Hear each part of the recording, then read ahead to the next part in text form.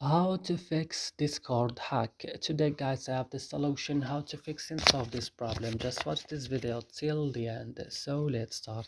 So first you have to go and open the settings of your phone.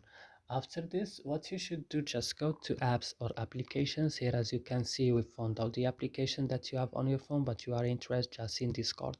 You will open Discord like this and go to storage option. Then go now to clear data, click OK and go back and click on force stop and click OK. And the last things, don't forget it, is to go into Play Store and update in your Discord again, and then you have to restart your phone. And that's it. I hope this video is helpful for you. Don't forget to like and subscribe in our channel, and see you in another videos.